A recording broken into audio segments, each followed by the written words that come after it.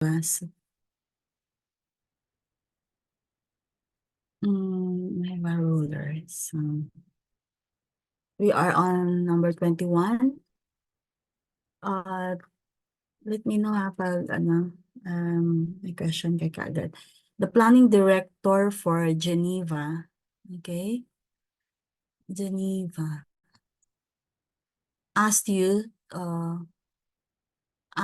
put together a new general plan for, okay, for the city, okay? So probably it's like sa LUP, ganon. Because it's a general plan. So keyword, some of the following steps you'd propose to undertake would occur in the following order. So, yeah, this type of questioning is providing the process, diba? Planning process or any process for that matter. So this is one of the issues. So someone can unmute.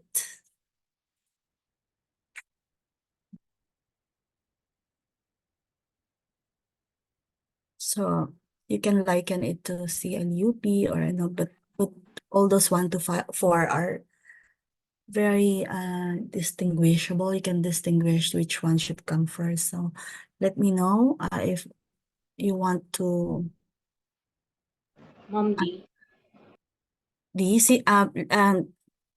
sabihin mo yung name mo ha kasi hindi ko nakikita. Si ano ba to? Si Ma'am Regine po. okay, si Regine. Okay. Regine says it's letter D. Kimarkahan ko lang. Okay. Mali. Mali ito.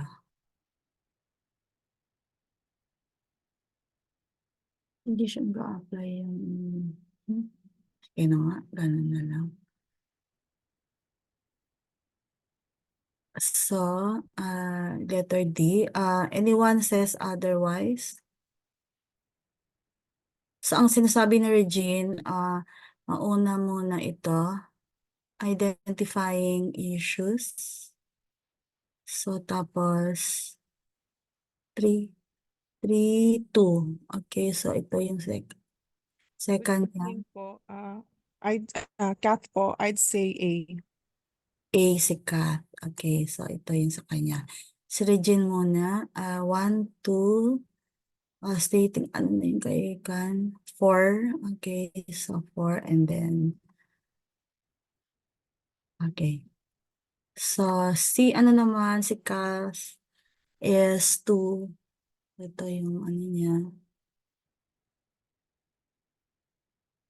2, 4. Okay. 3. And 1. Ay, and 4. Okay. So, pareho sila ng 4. Pareho sila. Pero magkaiba sila ng 3, magkaiba ng 1. And magkaiba ng 3. Okay, let's look at it. 3, 4. Okay. For a general plan, so this is not sa LUP, this is not so, kasi may 12 steps tayo for sa LUP, but this one is very general. It's just asking for the new general plan for the city. Okay. Do you collect, okay, si Regine, sinabi niya mag-collect ng data for 2, and number 1 niya is identifying issues. Okay. And si si Kath is mag-collect muna siya ng data and then the state the goals.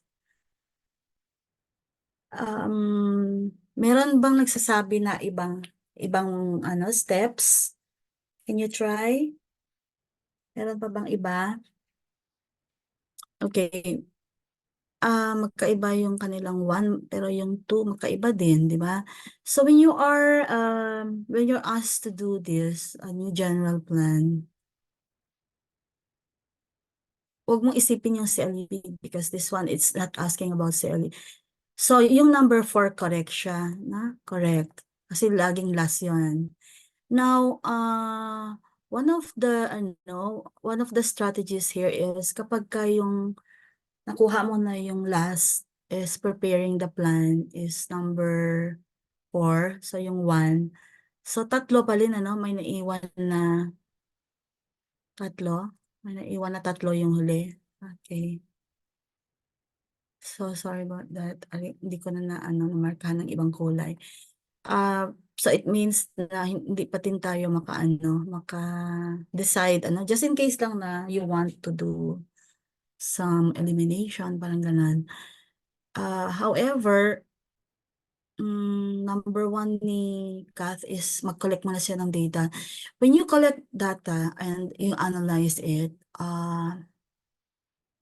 you don't know what to collect pa kasi although it's a general plan, it's a general plan, you don't know what to collect. So that's something else that you need to walang nakakuha sa inyo wala talaga nakakuha kasi the answer is letter C. Ito dapat Ako, ma'am, si po ako. sino ito?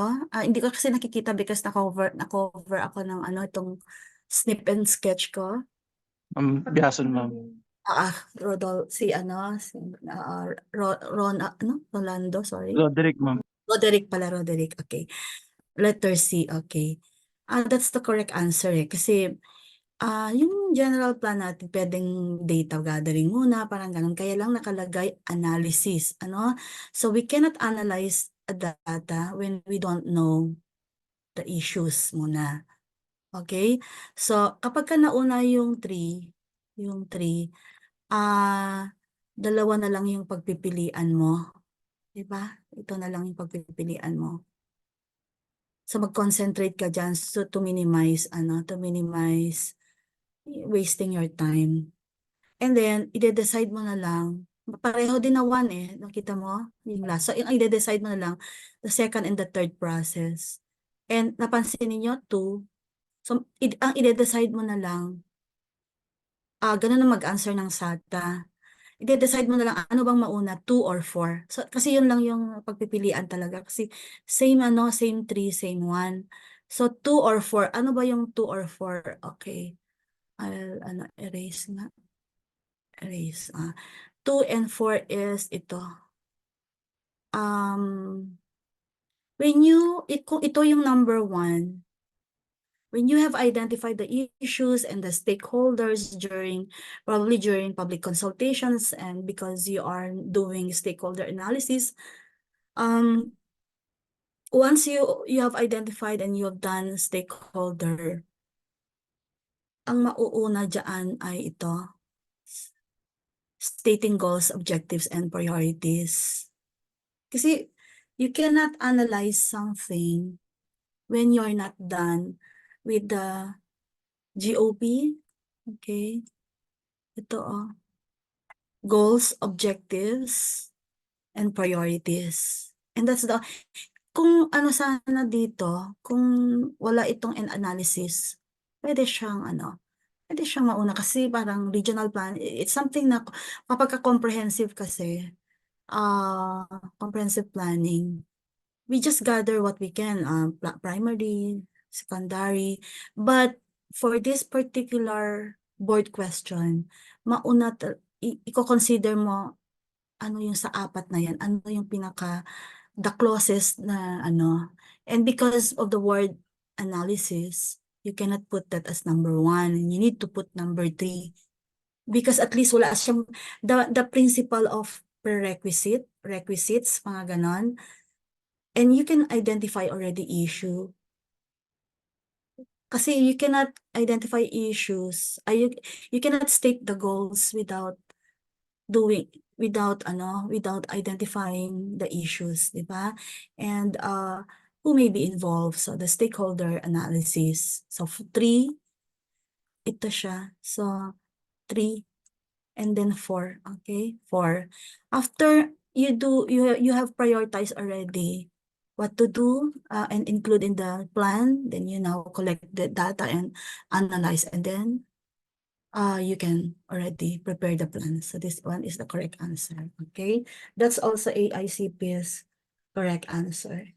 Because, sequence, yeah, it's more logical for letter C to be the correct answer. So, we go to the next one. I'll stop share this one. Let's see.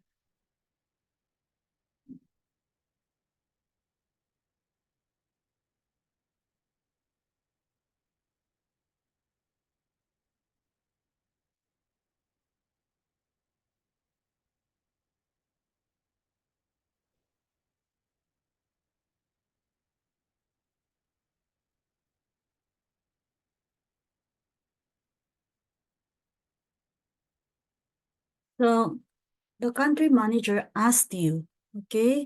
So, mas mataas siya. Diba? So, let's see.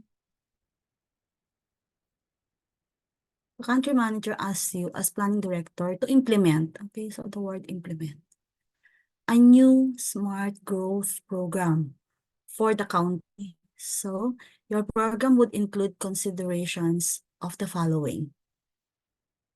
So, ano yung isasama mo dyan? Someone will unmute.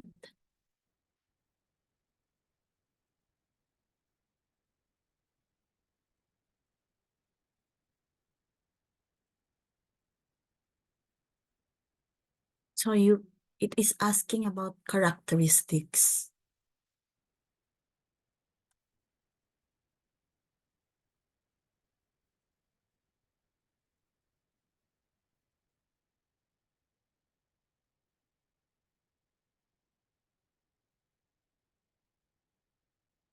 New smart growth principle is a planning and transportation theory that concentrates growth in compact, walkable urban centers to avoid sprawl. Okay, it's a technical term. So what is it advocating? What is it advocating for when you say new smart growth? It is a combination. It's a planning and transportation theory that concentrates growth in compact, walkable urban centers to avoid sprawl. Anyone?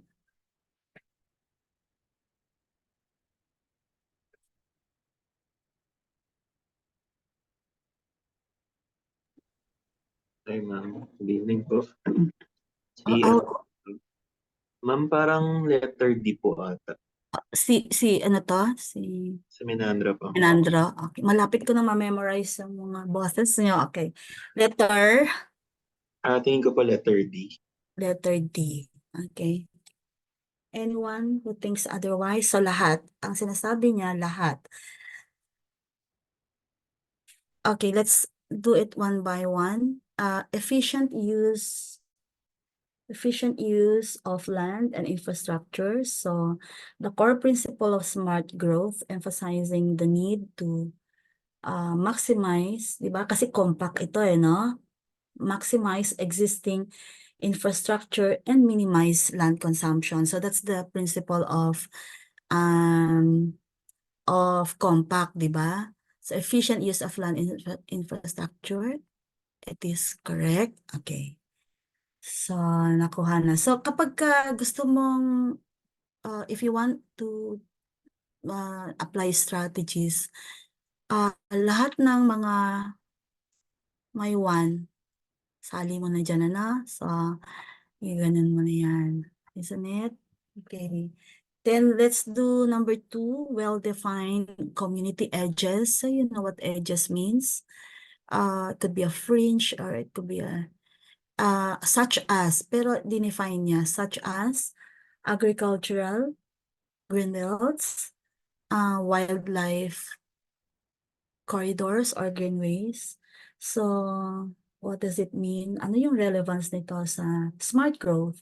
This is a well-defined community edges as Roman numeral 2 express is that it is ensuring clear boundaries for communities, which helps to protect natural areas and prevent urban sprawl. So, dun pa lang sa ano na yon, sa definition nito, community edges, you are defining it and you are making it more efficient, you know, yung clear boundaries ng communities natin. So already, the goal of well-defined community edges is to address urban sprawl. So yung two na yan, among these three, meron bang two? So wala pa rin tayong pwedeng eliminate, isn't it? All these have two. Then vital small towns and rural areas, vital, important. So you use, di ba? You use vocabulary or ano yung meaning ng support. So supporting small towns and rural areas is important to maintaining their vitality and preventing them from being overshadowed by urban expansion. So this aligns with the smart growth goal of fostering diverse and sustainable communities. Pero madali ba siyang i-analyze na isasali natin siya?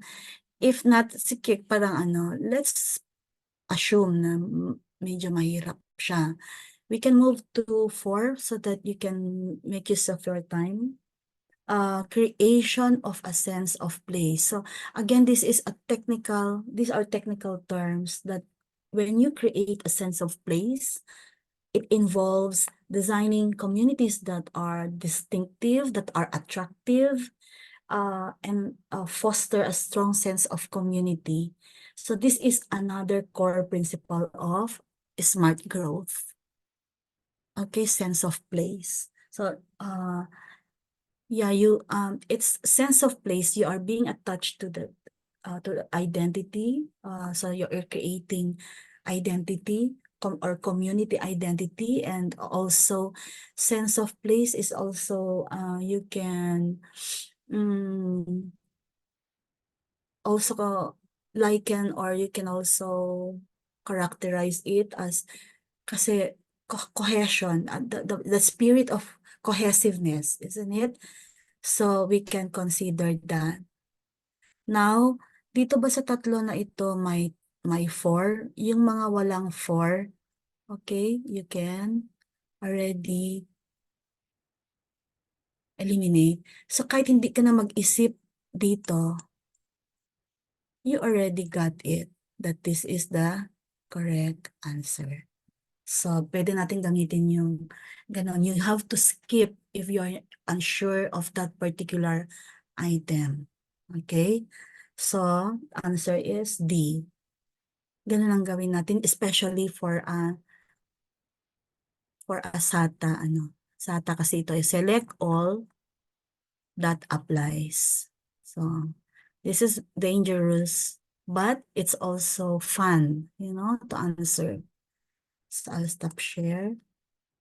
Then, I'll choose another one.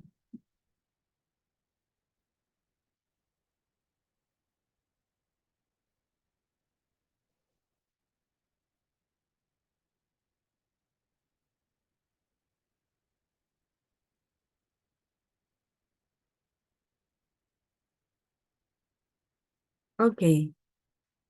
Number 23 is, which of the following factors contribute to global unsustainability? So it's negative. Okay. So we are not talking about the order, the 1, 2, 3, 4, but we are talking about another set of Okay. So apply strategies.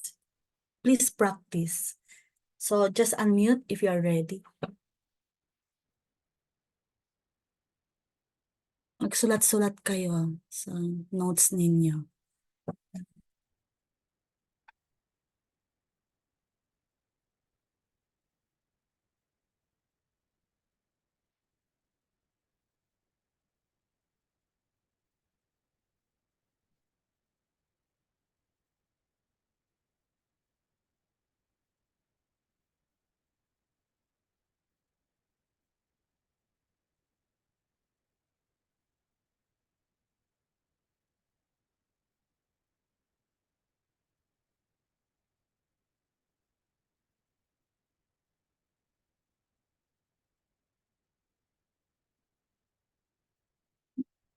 global unsustainability.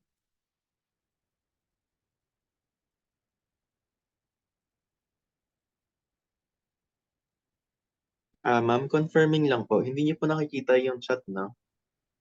Ay, hindi pa. Kasi may, ano kapag ka mag-open ako, baka mawala ito. Yes, ma'am. Sige po. Okay. Para po dun sa mga classmate na lang po natin, mag-unmute na lang po. Okay. Sorry, hindi kita. Come on, try.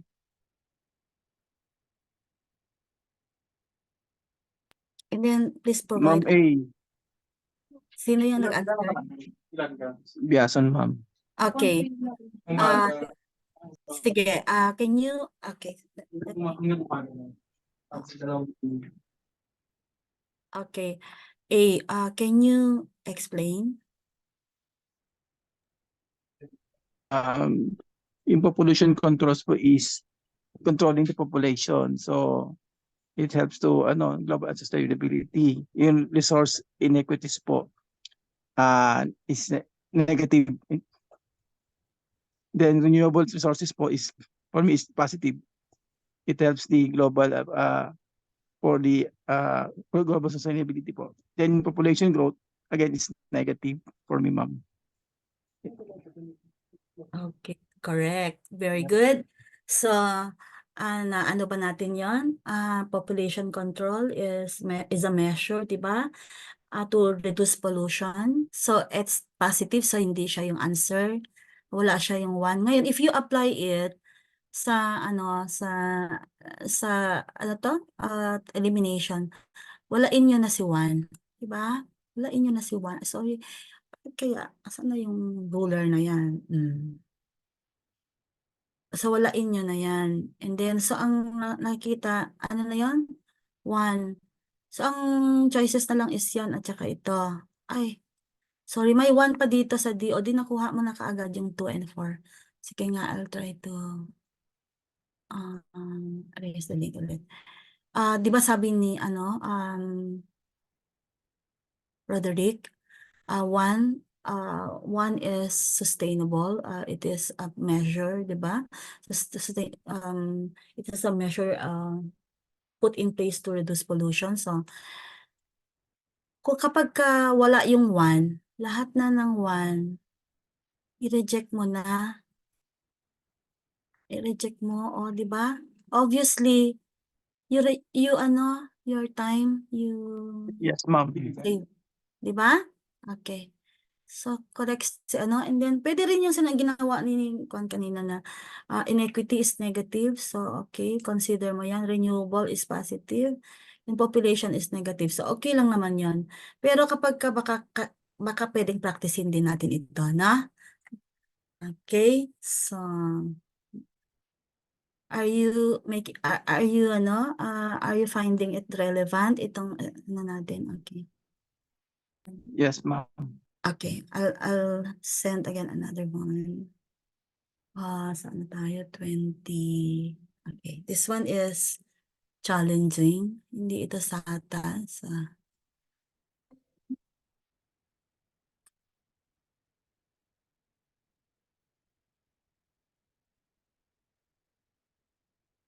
Okay. The connectivity index is generally calculated as blah, blah, blah, blah. Okay, think about that.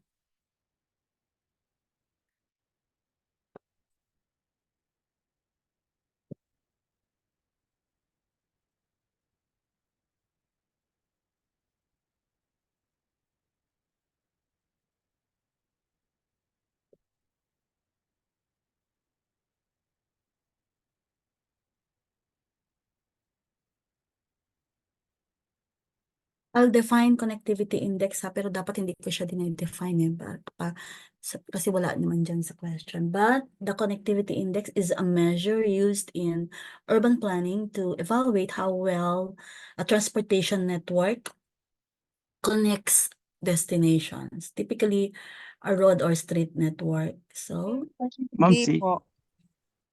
sorry? D.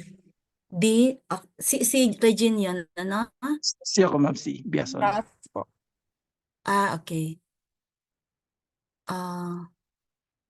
Pag iganyan, okay. D, why so? Bakit yan yung answer? Links as to the road networks po. Nodes is to points po that links the roads. I'm not sure. That connect that connect nodes, ano? And then yung other option, bakit hindi natin pwedeng i-consider si street miles? Because It only measures po, but it does not connect. okay. Connectivity index, ano? So you are correct. Sino ito? Kath po. Okay. Very good. So are okay, but I'd like to look at this. This measures the density of streets. Okay, density of streets in an area, street miles per square mile, but does not specifically evaluate connectivity. So, streets per number of streets per square mile. So, this counts the number of streets. So, ito definitely i-reject mo na yan. Ito rin, okay, reject din natin yan. Ngayon, the number of streets, so it counts the number of streets in a given area. Again, focusing on density rather than connectivity. So, ganun. Always, nandito naman yung, what's this? The keyword. And then collectors, arterials. Yeah, this compares types of roads, collector road, di ba, mga ganon. Yeah, type of road, but does not provide a measure of network connectivity. They are both a type of road. Okay, so link nodes is because using the ratio of links to nodes, which directly measures how well the network is connected. Ma'am, Yes. pwede po mag-add dun sa question kanina. Okay, sige lang. Baka lang din po kasi lumabas. Alam ko po related po rin yung connectivity index dun sa book ni Jane Jacobs, yung Death and Life of Great American Cities. Have you read that? So, which Yes. specific one? Yung sinasabi niya po kasi dun, ma'am, yung kailangan maiksi daw po yung street blocks para mas madaling lakarin ng mga tao. So, kung maalala rin po namin yun during the exam, makakatulong po siya dun sa definition. Yeah, that's correct. If you happen to read that one by Jane Jacobs, she's really very keen about the streets. Madami siyang madami siyang book, 'di ba? May book siya on ano na 'yon? Is it Super Black? Hindi. That about streets, si Jane Jacobs. Yes, ma'am. Street life po. So I'll also provide some. Can I ask din po? Sige. How can we well differentiate po walkability and connectivity po? Since medyo malapit-lapit din siya yung connectivity na dapat shorter than yung blocks. Then versus walkability. Yeah, walkability is it's shortening, walkability kasi it's walkable, and then connectivity is something that connects, 'di ba? Connectivity ka 'di ba? So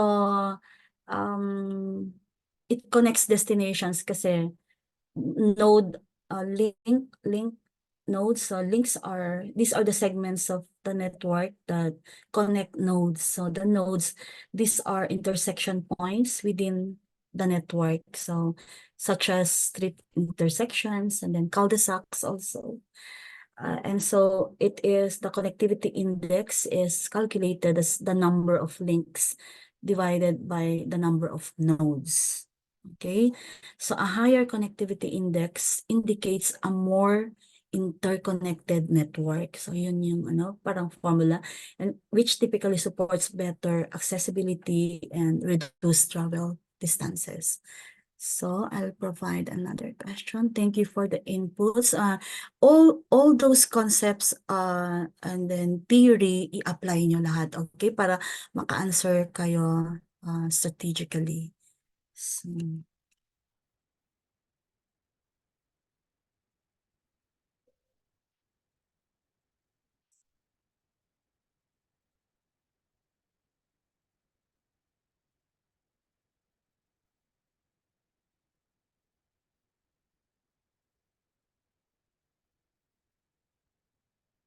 okay. New urbanism. So you should know by now, new urbanism principles include all the following except. So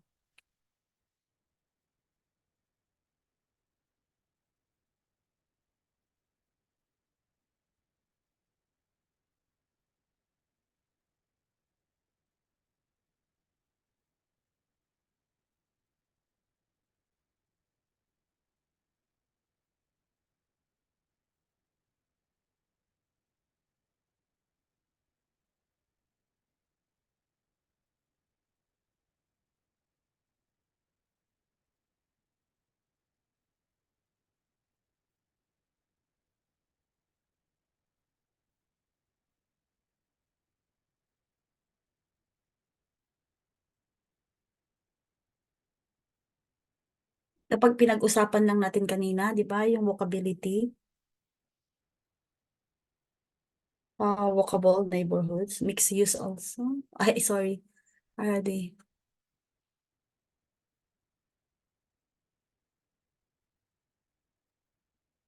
So, do you remember, sino ang kwan? There are key figures in the new urbanism, hindi lang iisa. So, Peter Calthorpe, do you remember? Peter Calthorpe is the urban designer. He's also architect and one of the founding members of the CNU.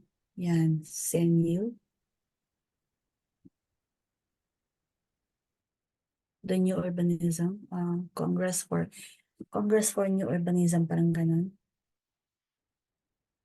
And he has contributed significantly to the movement with his focus on sustainable communities. Can you, may mag-answer? I'm giving chances to all to others para maging comfortable tayo with each other.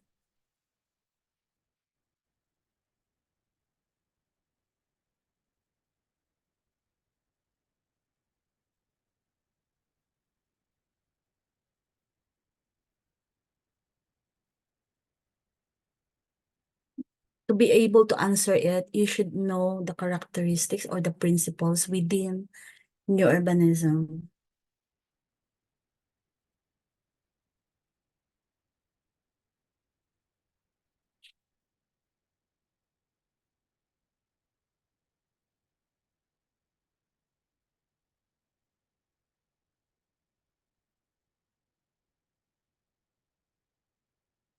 Wala? Ako po A. Okay, can you Ah. explain? So, Kasi specific lang yung cul-de-sacs, dapat kasi under new urbanism, it should be traditional neighborhood structure. Okay. Nabasa ko kasi yan kanina, ma'am. Sige, let's see. Ano yung, Discuss ko ng walkability. okay, tell me why you're rejecting this one is because, Because B po, it's under 1, walkability. okay, Then C is under yung pag sa architecture, quality architecture yata yun. correct, traditional. You Yes. mentioned it, Kat, sinabi mo, traditional architectural styles. Okay, correct on. Then sa D din po is into diversity. Okay. Mixed use and diversity ba yan? So Correct. I'm rejecting A kasi naalala ko din yun na traditional neighborhood na merong civic center, ganon. Tapos ang na-specify lang dyan is yung cul-de-sacs. Okay. So yung ano din so sabi ni Kath, it's New Urbanism advocates for walkable neighborhoods, okay? And then also mixed use, pero yung sinabi niya kanina traditional architectural style, so nakalagay dito preservation and renewal of historic buildings. So it's about traditional architectural style. So it's a characteristic of new urbanism. And then ito rin, a range of park. Alam ba ninyo itong totlats? Totlats means pambata, okay? To ball field. At totlats, ano ba yung totlats na yan? Yes. Diba? Totlats. So, to ball fields. So it's something from small to a range of parks. Iba-iba. So sabi ni Kath, it's for diverse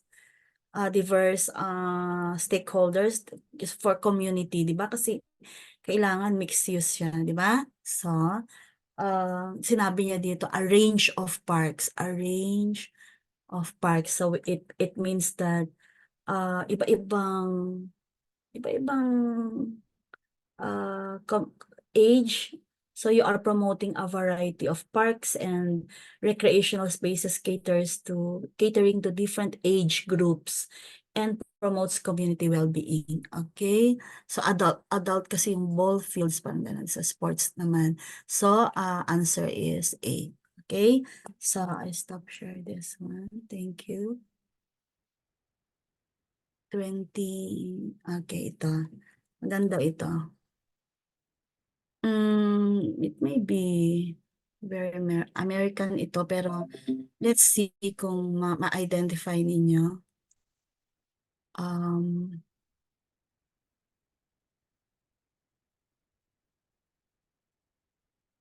The most appropriate method to eliminate, so it's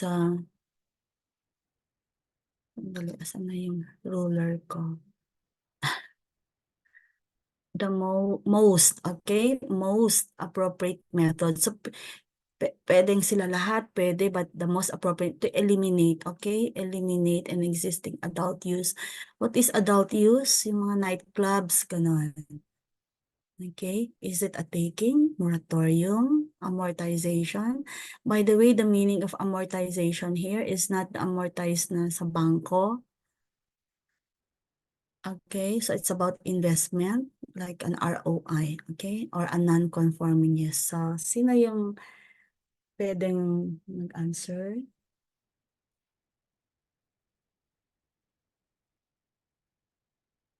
Pwede naman lahat, di ba? Pwede. Diba? What's the most appropriate? So, yung decent and how it's humane way of, the most humane method.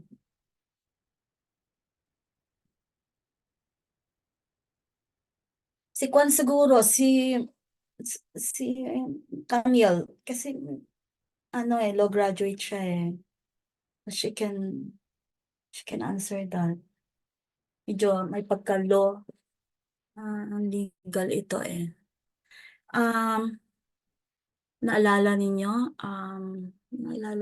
yung sa, I'm trying to remember, Ermita, di ba? Ermita and Malate, Manila. So, pwede rin Philippine context na, the city of Manila aimed to reclassify Ermita and Malate to promote more family-friendly and commercially viable areas, reducing the concentration of adult D entertainment. po, yung akin.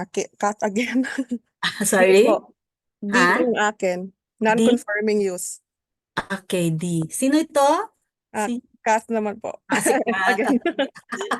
Okay. Kasi in respect to zoning po, non-conforming, if it is a built up, if I were the planner or the zoning officer, I will issue non-conforming certificate, letter or demand. Oo. So you are doing non-conforming ano? Kasi a taking, can you try to Kasi po find? taking po, it requires legal basis. Dapat meron talaga siyang na-abide if it is built there, the owner or the proprietor able to gain permits, so may Mm-mm. hold po siya. Mhm. So you are seizing ano, when you do a taking, you are seizing a Seizing. So private dapat meron court property order. So for as public use. to planning na din, in respect to planning, ang most appropriate method for me is a non-conforming use. Okay, so let's okay, yung moratorium, anong ibig sabihin ng moratorium? Analyze muna natin. Because okay, sige, yung moratorium kaya what does it mean? 'Di ba pag may moratorium, Total ban na ito, Tem- ma'am. Temporary lang. Temporary lang po siya. oo na a moratorium is a temporary stop stop development or you help development or specific types of land use to give the government time, di ba? Time to study So it will issues. not eliminate po. Like, sige, let's give example, moratorium. Ano yung mga moratorium na nangyari na and develop appropriate regulations. So, like, Laging moratorium, ma'am. lagi, oo nga, no? Yung temporary na yun. Temporary lang yan? Okay. Yes, ma'am. And then yung sa Manila Bay Reclamation, was it a moratorium na nangyari? They're studying to do collective or to do EIA, i-review nila yung mga EIA ng mga reclaimed areas doon, reclamation projects. So that's it does Commission-based po sa yata. So hindi niya ito hindi ito okay. So sorry, si Kath, she answered this one Okay. Ako, mali. Okay, itong moratorium, itong amortization, do you understand this one? Applicable ba? Have you read something na ganito? Kasi sa I was talking about Ermita and Malate. You remember that yung nightlife nila, di ba halos lahat ng mga commercial spaces doon, they have too much bars, nightclubs, and adult entertainment establishments. So it was part of the city's urban renewal and development plan that these areas were reclassified to promote more family-friendly and commercial and residential uses. So how did they undertake that process? So number one, they updated their CLUP and zoning ordinance to designate Ermita and Malate as commercial and residential zones. So that's what they've done. And then they issued, they identified it as all these existing adult entertainment establishments were identified as non-conforming uses under the new zoning regulations. So, dineclare nila na ganon. And then, but there's, meron silang amortization period. That was a period was provided for these businesses to continue operating while they plan for relocation or closure. Hindi kaagad ganon na close lahat. They were given time and it was called amortization period. For AICP, the answer is letter C, but in Philippine setting, I think so, correct si Kath, it's non-conforming use kasi wala naman unless na nakalagay doon sa ano na a period was provided for these businesses to continue operating while they plan for relocation or closure. So we have yet to kung Philippine scenario ito, pero sa AICP, please remember the answer is letter C, but for in the Philippines it's non-conforming.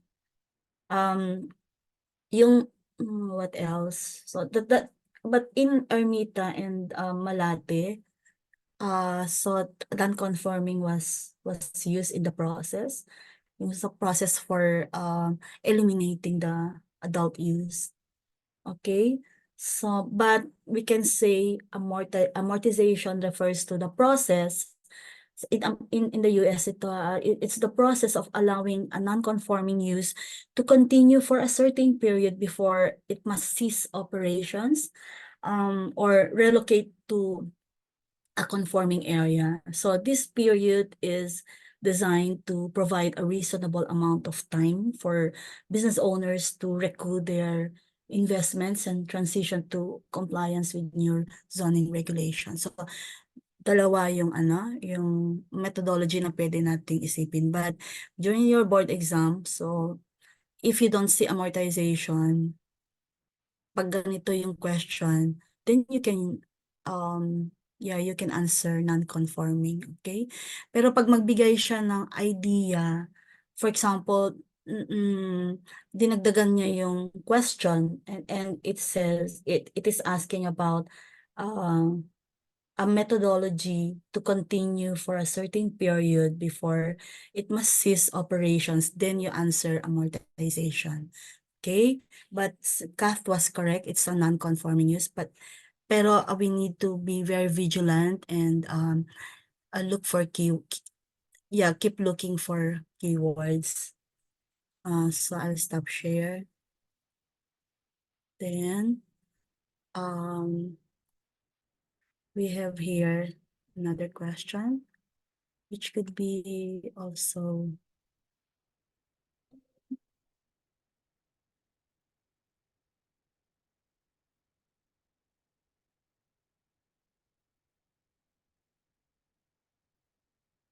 all right. So this is NEPA. Okay. So NEPA identifies which of the following big questions that must be addressed in an environmental impact statements. So it's again, it's a SATA question.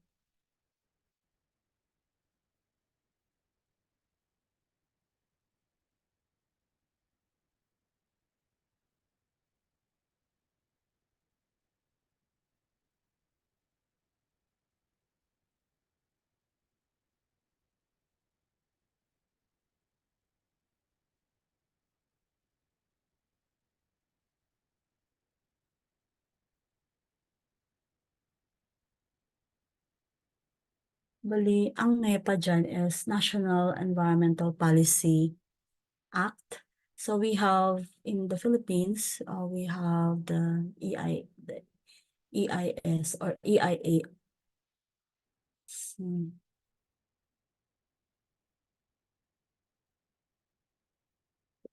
But I think it can apply. We can answer that even without thinking it's a US setting. Gamitan nyo ng strategy.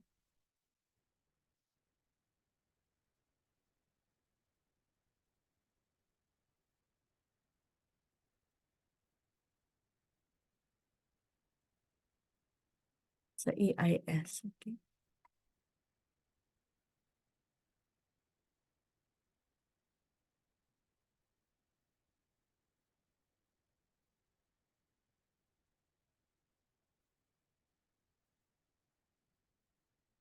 If you know the EIA process, then you can answer this one. I gave you a very comprehensive discussion on EIA. Mag-try kayo dyan ng isa na pwedeng makapag-eliminate kayo.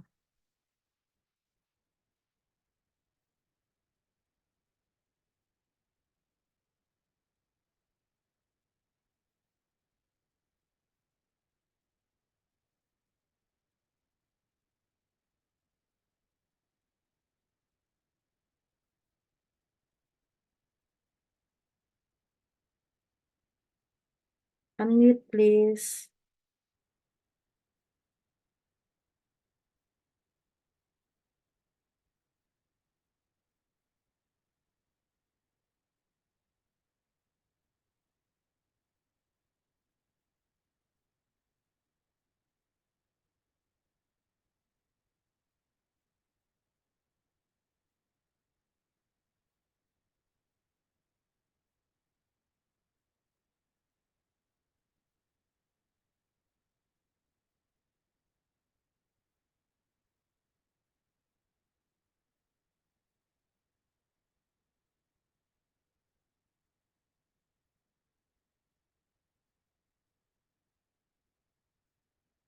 Yeah, I cannot read chat box, ha?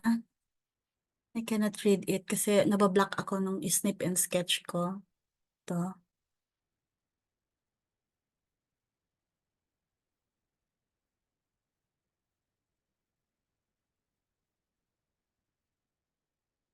Jen, baka nababasa mo?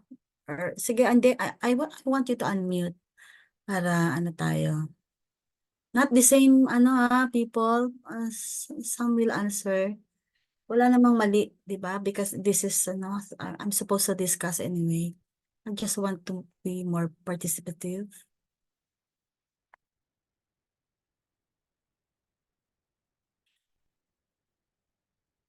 Hello?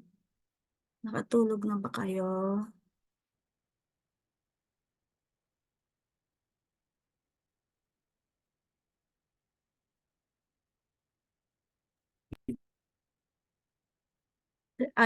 Sabihin ninyo yung name and then ano yung answer?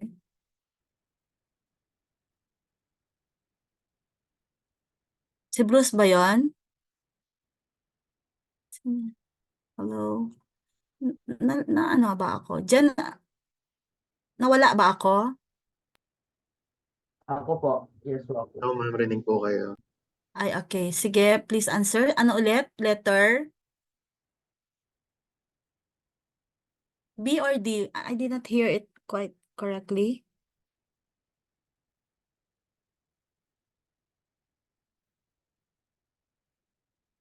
I did not hear it. Hindi po.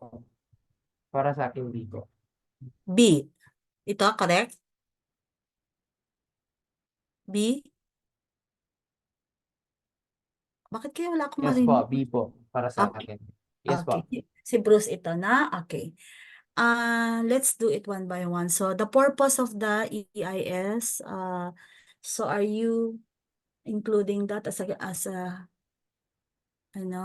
part of the when you are addressing issues, so when you are preparing EIS, so do you need to put so what's the purpose of the EIS? So, okay, that's correct, that the EIS must clearly state the purpose of the document. So please remember that, and which is to inform decision makers and the public about the potential environmental impacts of proposed actions and alternatives. So, correct. So, kapag included yan, o so lahat, 'di ba? Hindi pa siya mawawala, we cannot eliminate. And then, environmental consequences of the proposed action. The EIS must evaluate the direct, the indirect, and cumulative environmental impacts of the proposed action. So this includes impacts on land, water, air, wildlife, and human health. So this is included. Diba? So, meron pa din, hindi maubos. So, what I'm trying to say kanina dun sa reclamation is, yun pala yung ginagawa ni DNR, LVs, that, yeah, cumulative. So, it applies pala in the Philippines. Cumulative environmental impacts, yung ginagawa nila ngayon for the review. Okay? So, correct. And then, alternatives to the proposed action. EIS, okay, NEPA or EIA requires the the EIS to explore and evaluate reasonable alternatives to the proposed action. Yun yung sinasabi ko noon na twice the proponent can submit twice for the additional issues, parang ganon. And so that comprises itong mga not only the impacts but the reasonable alternatives to the proposed action in terms of area in case na hindi makapasa yung area or yung project itself. So this is often considered the heart of the EIS. Itong alternatives to the proposed action, as it allows for the consideration of different approaches that may reduce environmental impacts. Baka tanungin na yun, that what is considered the heart of the EIS is the alternatives to the proposed action. And then, so kapag nasali yung 3, edi ito yung dalawa na cancel. Reject mo yan. Magmamatter na lang itong 4, no? So, hindi pa rin tayo nakatipid ng time because umabot tayo doon sa dalawa. But, okay, let's evaluate number 4, the relationship between local short-term use of man's environment and the maintenance and enhancement of long-term productivity. The EIS won't discuss or won't touch about productivity. Di siya magdi-discuss ng productivity dito. It's all about impacts. Okay, and it's a relationship with the local short-term uses of man's environment. So it does not discuss about its relationship. So correct si Bruce. It's letter B, 1, 2, and 3. Okay, stop share ako. So, okay, finished early.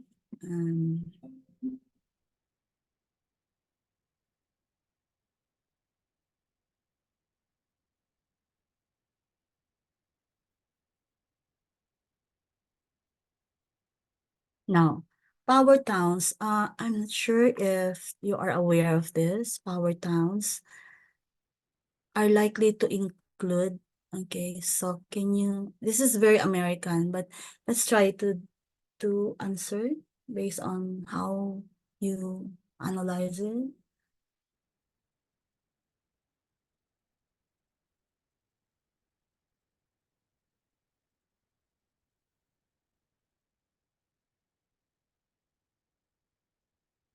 By the way, in the US, power towns, ano kaya yung pwedeng i-compare ka sa Philippines, are large retail complexes that typically include several retail stores or they call it kasi big box, okay? Kaya naansaran niya na yun. Big box stores which are large warehouse-style retail outlets. So these stores often sell goods in bulk and at lower prices than traditional retail stores. So power towns are designed to attract a large number of shoppers due to their extensive variety of goods and services. Can you tell me ano yung type of store na ganito in Philippines? Can you name some of these stores? Na warehouse style? Hello?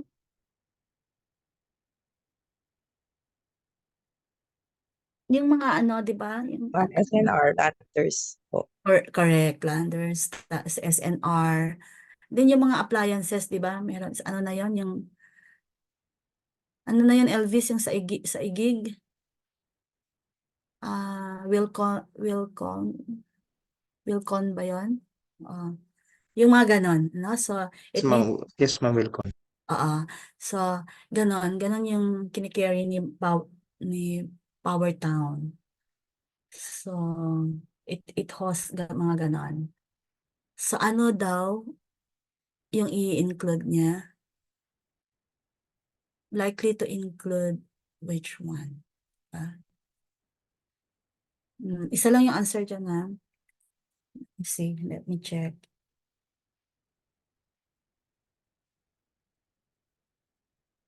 But power center, pero tingnan niyo yung sentence niya. A power town.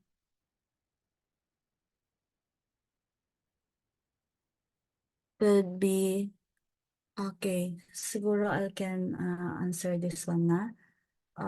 So the big Po. box, sorry, Ma'am A po. A, Lynn. hindi sa AICP, it answered letter B. B, ma'am. B, oo, B. Kasi tingnan natin na big box retail and a discount store. Yeah, it's too small, di ba? Big box, hindi, may retail kasi na word Kapag ka big box lang sana, so hindi naman ganun, it does not host mga ganyan, retail lang. So, if we eliminate this one,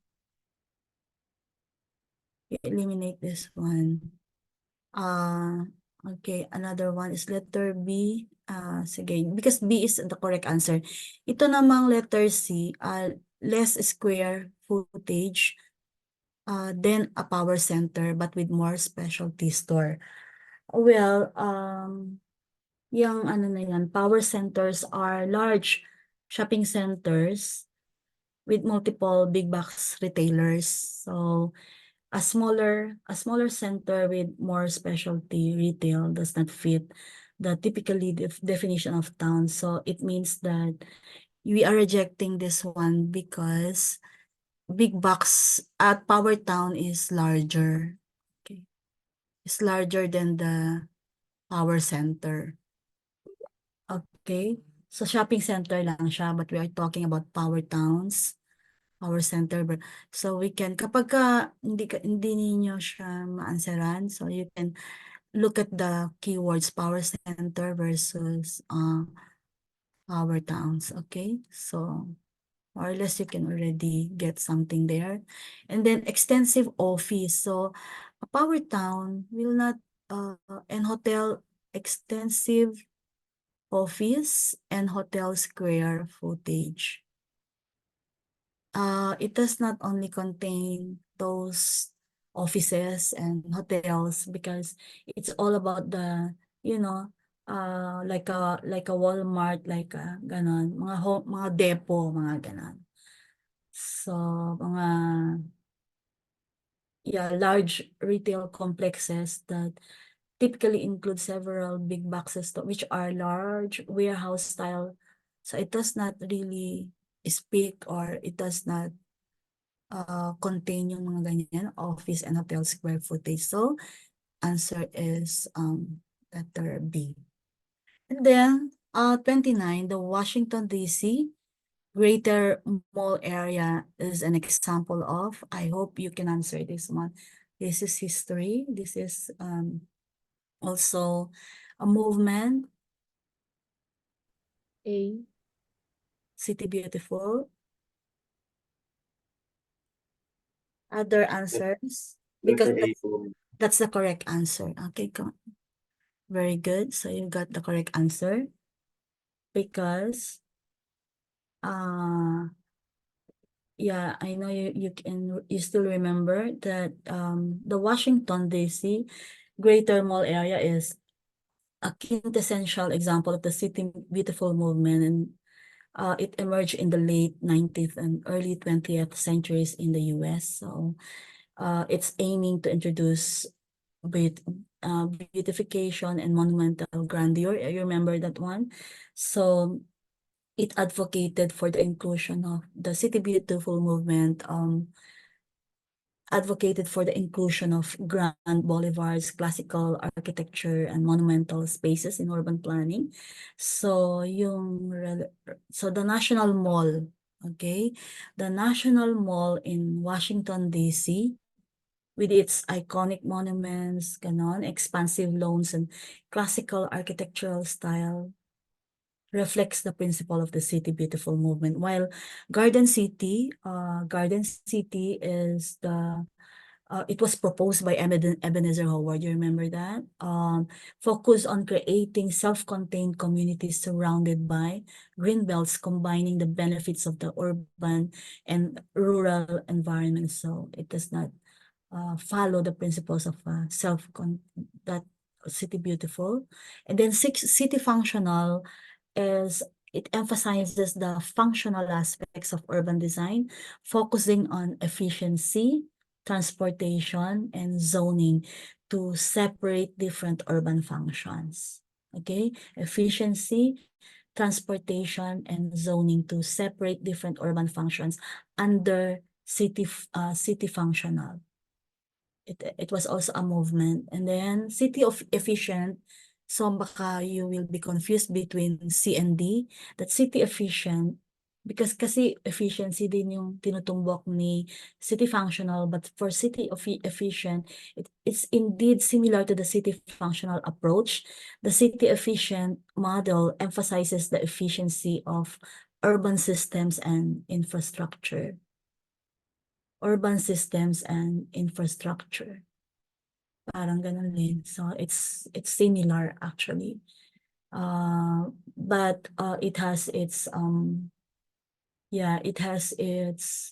main goal, city functional, to separate different urban functions. Okay.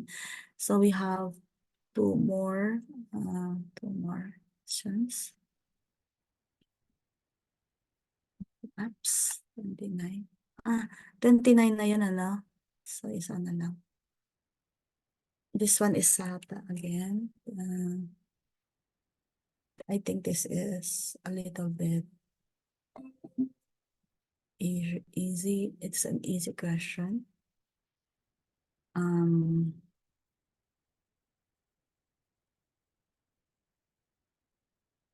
So, number 30. The planning director asked you to devise a plan to increase destination. Okay, let's see. The plan asked you to devise a plan to increase destination accessibility. Sorry, ano ba yun? To increase destination accessibility within the James neighborhood. Your planning effort primarily involves principle of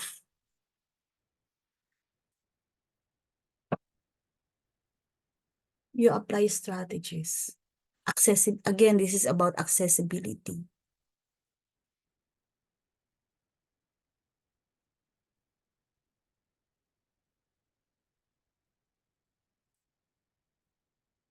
Ano yung pwede nating i-reject or i-eliminate? Yung one mo. Okay, correct. So, ano natin ito? Eliminate. So, yung one dito, tanggalin na natin dito.